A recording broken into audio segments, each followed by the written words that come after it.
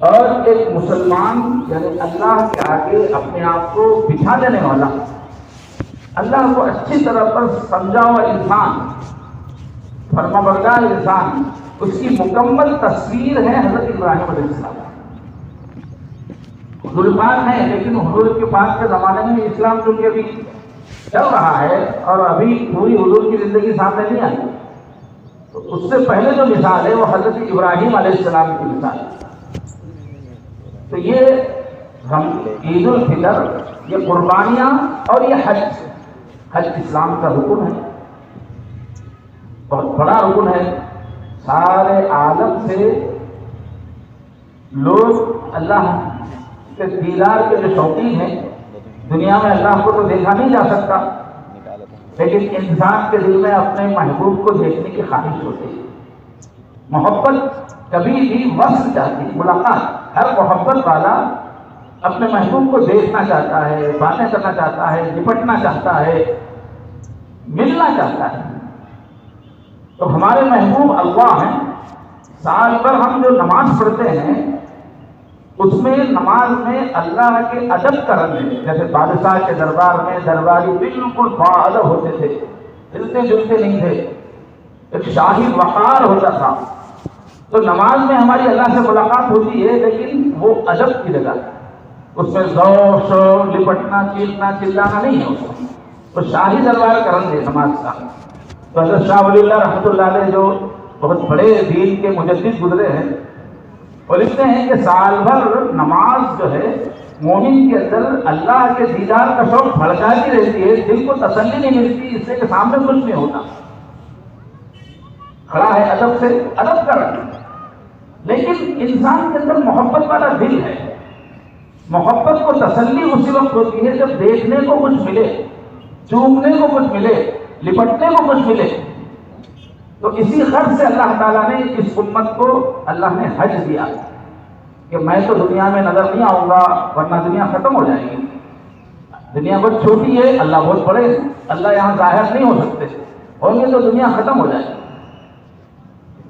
تو اللہ نے ایمان والوں کے لیے انتظام کیا کہ میں اپنا ایک گھر مقرر کرتا ہوں، کعبہ، اس میں میری ذات کی روزانہ تجلیات پڑتی رہتی ہیں۔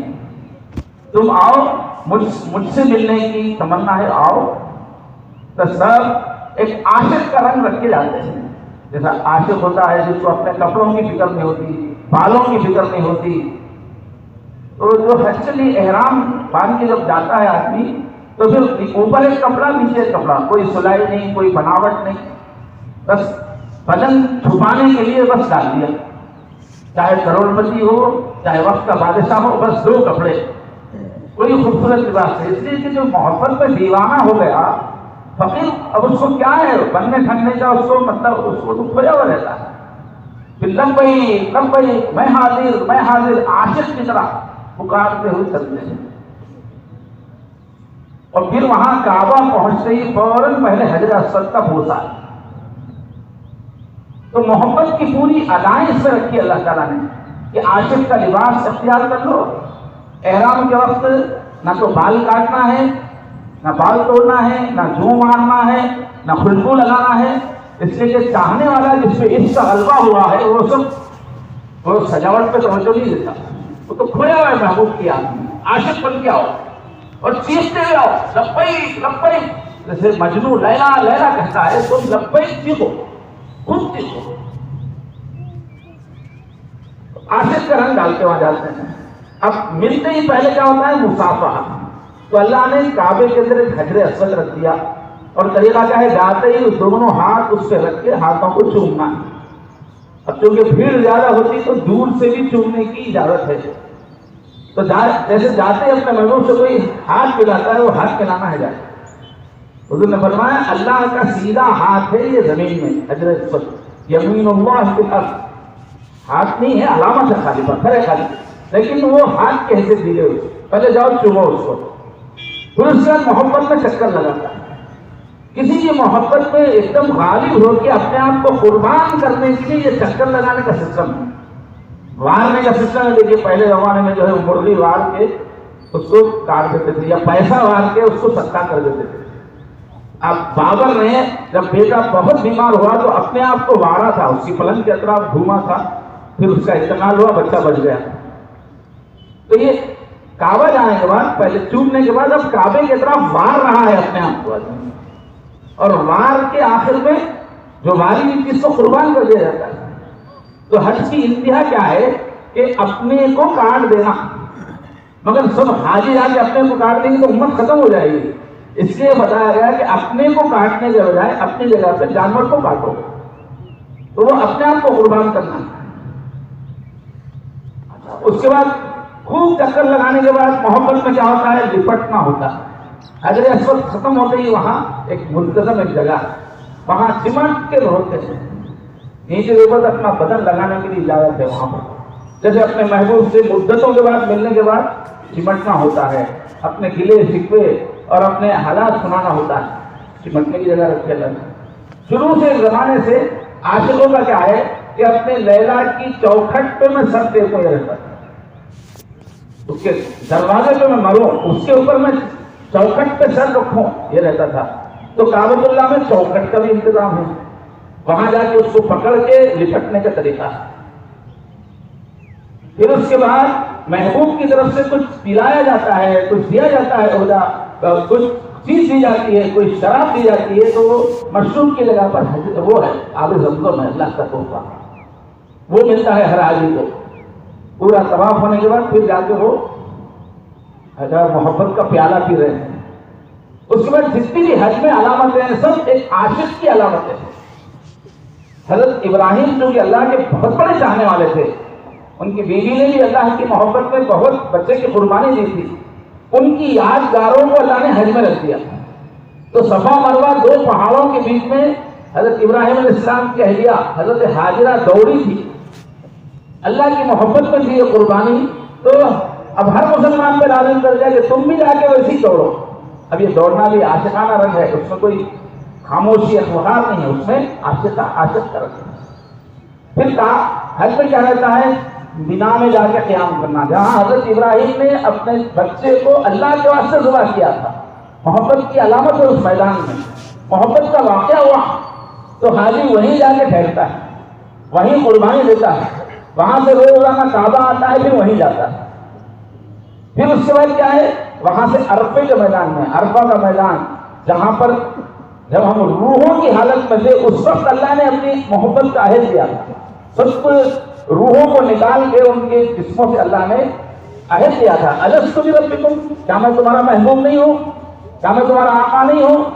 تو سب نے وہاں وعدہ کیا، کہا تھا کہ بالکل آپ ہمارے آقا. تو اسی عہد کو اب جسم میں آ گئے ہیں تو پھر اس میدان میں جاتے ہیں جہاں آپ اللہ کو پہچانا تھا. تو یہ بتاتے ہیں کہ ہم آگے آپ کی وفاداری کا اظہار کرنے کے لیے، آپ ہی ہمارے محبوب ہیں. مشعر حرام میں ٹھہرتے ہیں تو مسلسل ایک عاشق کی طرح گھومنا پھرنا ہے، اس میں ٹھہراؤ نہیں. تو محبت بھری عبادت ہے، اسلام کا بہت بڑا رکن ہے. اور یہ پوری یادگار ہے حضرت ابراہیم علیہ السلام کی. کعبہ بنایا حضرت ابراہیم اسماعیل نے، صفا مروہ اور صفا کا جو چکر لگایا ان کی اہلیہ نے. مقام ابراہیم جو اس پہ کھڑے ہو کے وہ کعبہ تعمیر کرتے تھے، قربانی جو ان کی بیٹے کو ذبح کیا تھا.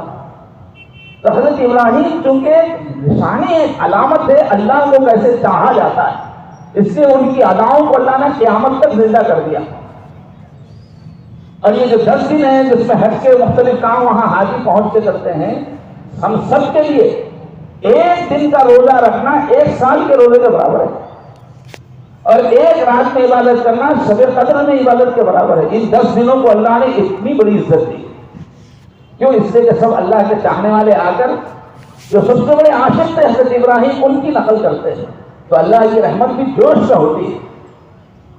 تو ہماری یہ جو عید ہے اور یہ جو 10 دن ہیں، یہ قربانیاں ہیں، یہ حضرت اسماعیل علیہ السلام کو یاد دلانے کے لیے کہ اے مسلمان، یہ ہے مسلمان. اسماعیل حضرت ابراہیم، حضرت ابراہیم اللہ نے تعریف کی. تو ہمارا یہ 10 دنوں کا کی مشق ہے، یہ چھوٹا رمضان نہیں ہے، اس رمضان سے کم نہیں ہے. یہ 10 دن، ایک دن روزہ رکھیں گے تو سال بھر رمضان کے روزے کی ایسی نہیں ہے فضیلت. ایک رات جاگیں گے تو شب قدر کے برابر. تو پورے رمضان میں ایک ہی شب قدر ہے, یہ 10 دنوں میں 10 شب قدر ہے, پہلی تاریخ سے اب تک. عام طور پہ یہ حدیثیں چونکہ زیادہ مشہور نہیں ہیں تو عبادت کا ماحول نہیں ہے, حالانکہ اتنی حدیثیں ہیں کہ ان 10 دنوں میں نیکی کی جو قیمت ہے, اللہ کے پاس جو نیکی کا مقام ہے وہ زندگی بھر نہیں. رمضان کی نیکیوں سے بڑی نیکی ہے ان 10 دنوں میں ذکر کرنا, لا الہ الا اللہ پڑھنا, تکبیر پڑھنا. تو یہ بہت ہی قیمتی دن ہے 10 دن. تو یہ کیوں ہے؟ حضرت ابراہیم ہوتے ہی کیا کہا ہے, تو یہ 10 دن یہ کیا سکھانے کے لیے؟ حضرت ابراہیم کے طریقے پہ آ جاؤ, ان کے جیسے ہو جاؤ. اب ان کی کیا خوبی ہے, ان کا کیا رنگ ہے, اس کو اللہ نے بھی وہ بھی واضح کر کے بتایا. ان ابراہیم کان امۃ قانتا للہ حنیفا. یہ ابراہیم کیسے تھے؟ ان کا طریقہ ایسا ہے کہ اپنی ذات میں قوم کے برابر تھے. امت, اور امت کے معنی طریقے کے لیے کہ حضرت ابراہیم علیہ السلام کا طریقہ کیا ہے؟ ساری دنیا کی تمام چیزوں کو اپنے دل سے ہٹا کر پوری توجہ ان کی زندگی پر اللہ کی طرف. ہر وقت میرے اللہ کیا چاہتے ہیں, میرے اللہ کیا چاہتے ہیں, سب کو اپنے دل سے انہوں نے نکال دیا. اللہ فرمائے امۃ قانتا للہ, اللہ کے سامنے بچھے ہوئے رہتے ہو ہمیشہ, میرے اللہ کیا چاہتے ہیں, میرے اللہ کیا چاہتے ہیں. اللہ کا ہر حکم آپ ایک بیچ جاتے تھے. حنیفہ, حنیف کہتے ہیں سب سے رشتہ توڑ کے ایک طرف ہو جاتا. نوجوانی میں خود اپنی جان کو اس میں ڈال دیا, آگ میں کود گئے. پھر 25 سال کی عمر میں بڑی دعاؤں کے بعد بچہ ہوا تھا, اس بچے کو لے جا کے ویرانے میں چھوڑ دیا. محبوب بیوی کو ویرانے میں چھوڑ دیا. قربانی پہ قربانی. اللہ تعریف کرتے ہیں کہ ابراہیم کو سخت سخت آرڈر دے کے ہم نے آزمایا, ہر آرڈر کو انہوں نے پورا کر دیا. تو ان کی پہلی خوبی کی کیا تھی؟ صرف اللہ, توحید.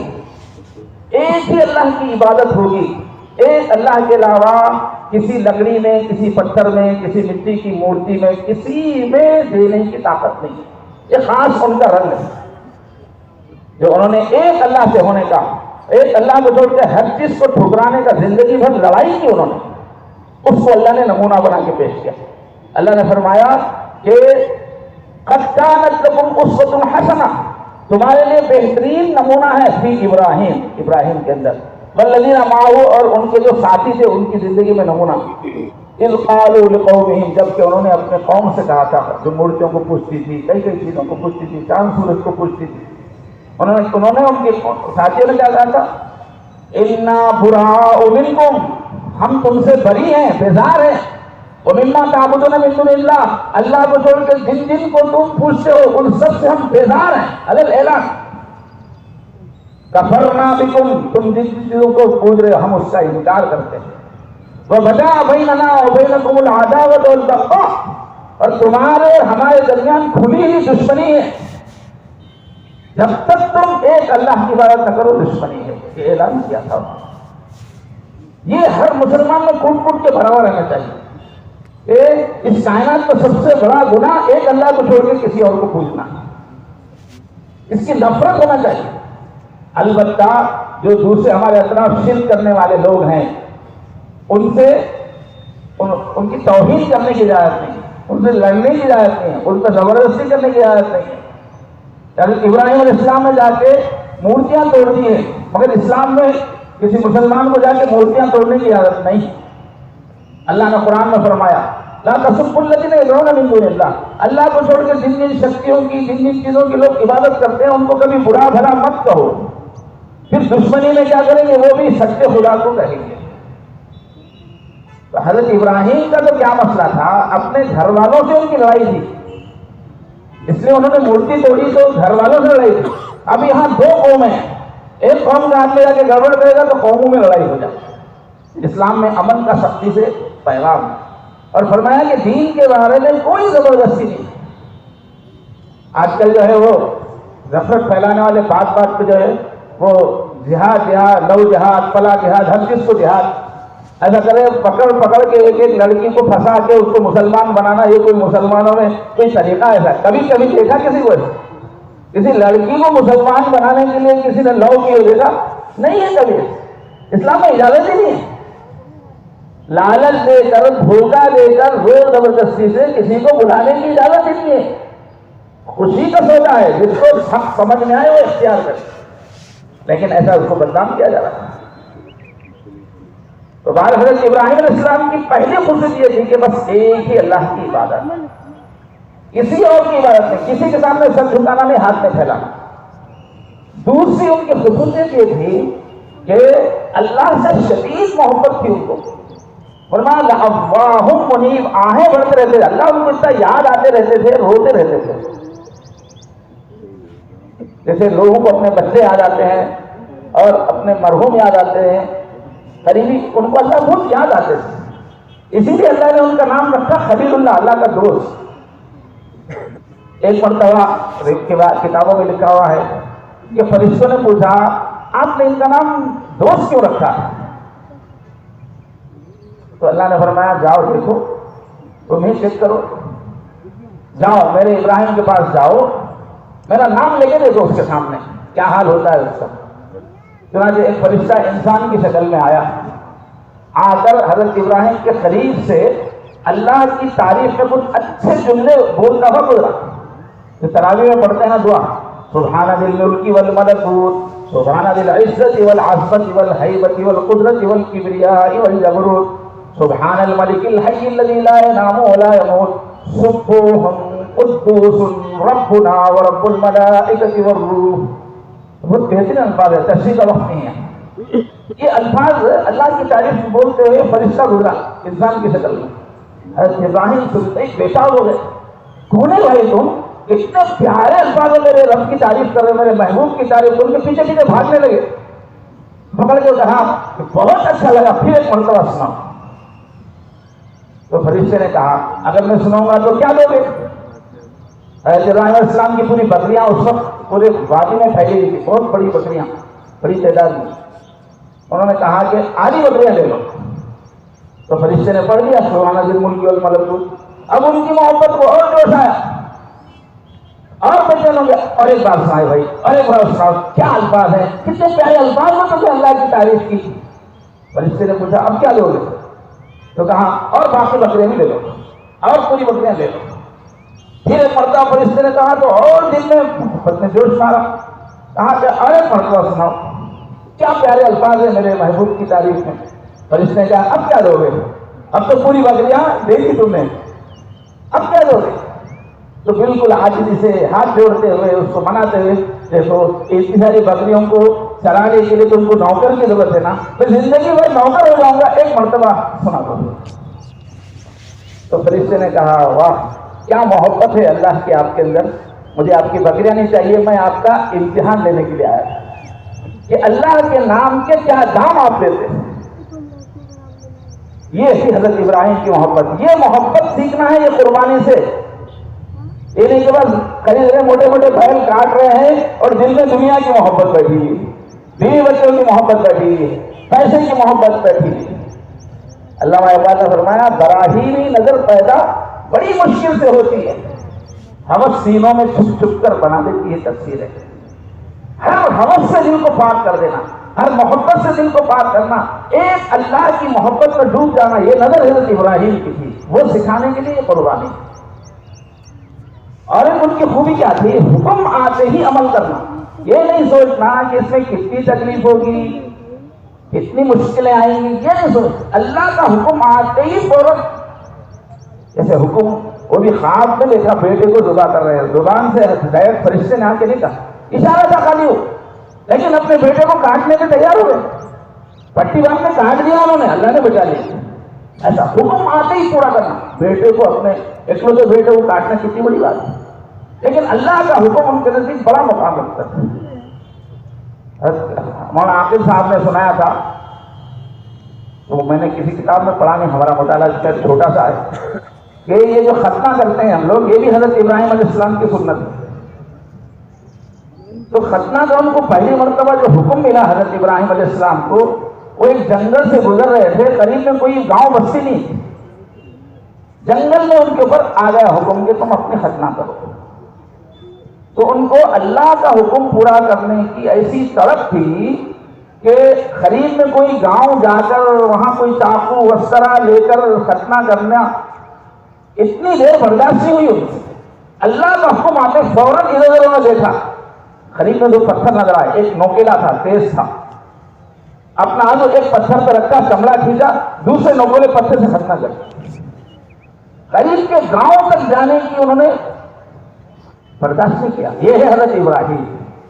آج جب ہم لوگ جا کے قربانی والے لوگ دے رہے کر لیں گے نا, ان کے الفاظ پڑھتے ہوئے ہی دیتے ہم, قربان کرتے ہوئے اپنی پوری خواہشات کو, اپنی مرضیات کو قربان کرتے ہوئے قربانی کی دعا کیا ہے کہ ان صلاتی ونسکی انی وجہت وجہی للہ للذی فطر السماوات والارض حنیفا وما انا من المشرکین. ہم قربانی کو بولتے ہیں کہ ساری دنیا کو جس نے پیدا کیا سب سے منہ موڑ کے میں نے اسی طرف منہ کر دیا, اور میں اللہ کے میرے بیچ میں کسی اور کو شریک ہونے نہیں دوں گا. میری محبت, میری اطاعت صرف اللہ کے لیے.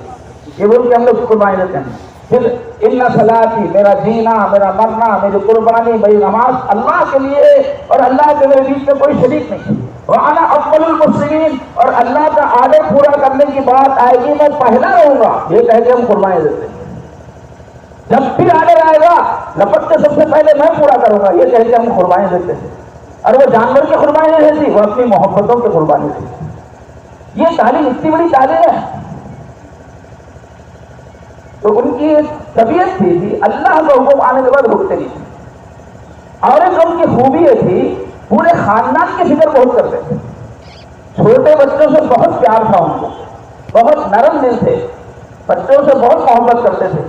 اس لیے مسلمانوں میں سے جن کے بچے بھی کم عمری میں انتقال کر جاتے ہیں, 2 سال کا بچہ, 1 سال کا بچہ, چھوٹے بچے, یہ پورے برزخ جو دوسری دنیا ہے حضرت ابراہیم کے پاس چلے جاتے ہیں پورے بچے, اور وہ پیار سے ان کو لے کے چلتے رہتے. حضرت ابراہیم ان کے غالب, بچوں سے بہت محبت تھی. تو ان کو کیا فکر تھی, پورے خاندان کی فکر ہمیشہ, میرے خاندان کے بچے نیک بننا, میرے خاندان کے بچے ترقی کریں. اولاد کی پورے خاندان کی فکر کرتے تھے, صرف ذاتی اپنی نہیں, پورے اولاد. تو ان کے بیٹوں میں پوتروں میں بھی یہی ماحول چلا کہ ہر باپ بچوں کی فکر کرتا تھا, اور مرنے سے پہلے ہر ان کے خاندان کا فرد بچوں سے عہد دیتا تھا کہ میرے بعد تم کس کی عبادت کرو گے. یہ خوبی بھی بہت یاد رکھنے کی. تو بہرحال عید جو آتی ہے ہمارے پاس